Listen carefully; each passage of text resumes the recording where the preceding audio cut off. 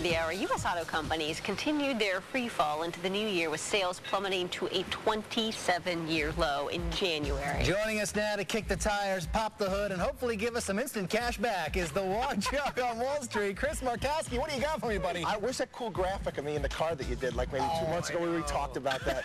We should have brought that back. You had all sorts of bailout money that was going to fix auto sales. It didn't work Why out have that they way. not been fixed? We've been talking about this for, it seems, what, the last 6 months? Well, let me ask you a question. If you are in fear of losing your job, or you see every single day, you turn on the news, layoffs here, layoffs there, the first thing coming to mind, you know what, I'm going to go out and buy myself a new car. You're right. You're right. And all the tax cuts and all the things that they're putting in there, last night they made some changes to the stimulus package, which made the price go up, which was going to allow for a tax cut, basically allowing people to write off the sales tax of any automobile that they go about buying. For a $25,000 car, I think it amounts to about $1,500, about $2,500 for a $35,000 car. Is that going to be the tipping point that goes out and gets people to go buy cars? You're thinking, well, I can spend $23,500. You know, I think it's okay. I think you do that, but you also have to couple that by going after big businesses and saying, listen, if XYZ Corporation needs a new fleet of cars and goes ahead and gets some new cars, then they can deduct the whole car right now, right here and now. And then you would say, oh boy, I got to jump all over that. And people and companies that actually have the capital are going to go ahead and make that decision right now. Because weren't people doing that with the SUVs at one point? Yeah, if they bought a new SUV, right? Remember, it was like it was right after, it was after September 11th. There was a tax cut that went through the Bush put through. Remember, it was the Hummers. Any car that was over X amount of pounds, you were allowed a significant write-off, and that, you know, everybody went out and did that. Now, recently heard that Dianne Feinstein and some other lawmakers are talking about doing cash for clunkers, whereby you're incentivized to turn in your old car for a new, more eco-friendly car. What do you think about that? Eco-friendly car, huh? Yeah. Oh, boy. Yeah, actually, that's one of the things in the stimulus package. We're going to be spending, I think, close to $600 million on buying hybrids for the federal government.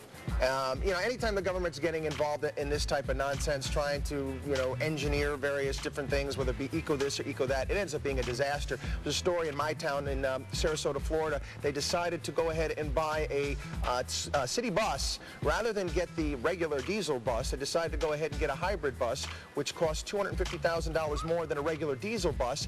Yet, to recoup the costs and fuel savings, it would take 15 years. Now, how many people out there have actually seen a bus on the road for 15 years? That's the government for you, using their heads. I have a question for you, though. I think if anybody's thinking about buying a new car, you got to get a loan, and the banks are not giving money out. I'm telling you, that's just not true. Some of the bigger banks are pulling back, and they're being much, much tighter. But I'm telling you, a lot of the local, a lot of the community banks out there have the capital. They haven't gotten themselves into trouble. They haven't had to go out and get TARP money. There is lending taking place out there. You just have to know where to go to loan. Well, all morning long, we've been talking on all things financial with our money guy, Mr. Chris Markowski. And the Watchdog on Wall Street is back to answer some of your questions and make more dollars and cents for us. Welcome back, Chris. Oh, it's a pleasure.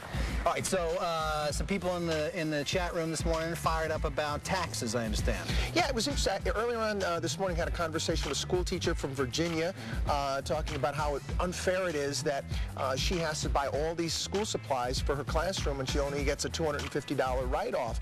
And we got a little bit more in depth at that point in time, explaining to the tax code is the problem here in this country. And I don't think, you know, especially in light of Tom Daschle withdrawing, Charlie Rangel and his problems, Timothy Geithner, and go on and on down the list. If there was ever a better time for us to take the tax code, case it in lead and put it into the sun, I think now would be the time to do it, because no one can understand it.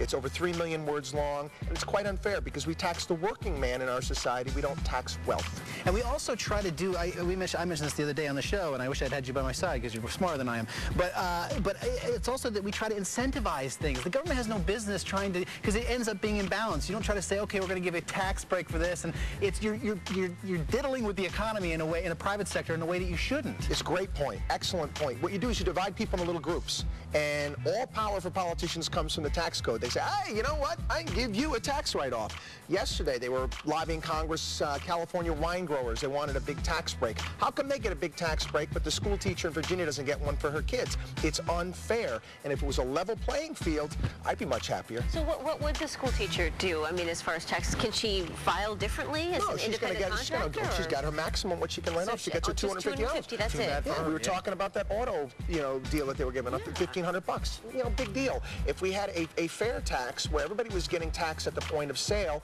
people wouldn't be able to get around it. In a 3 million word tax code, if you can afford to pay the right attorneys and you can afford to have the account over in the Cayman Islands, you're not paying much. Right. Yeah. Do you think that's going to happen with this new administration?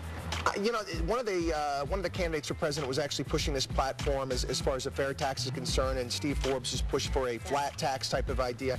I don't think so, because basically it takes politicians' power away, and they don't like having their power. And there's so many vested interests in our current tax code. So many people that are employed by it, by the work that it creates out of nothing. Well, I mean, even take a look at the biggest deduction that we have on our taxes, which is the mortgage interest deduction. Is that a benefit to us, the home buyer, or is it actually a benefit for the home building industry? You got to think about that for a second, because all it does is increase the price of homes.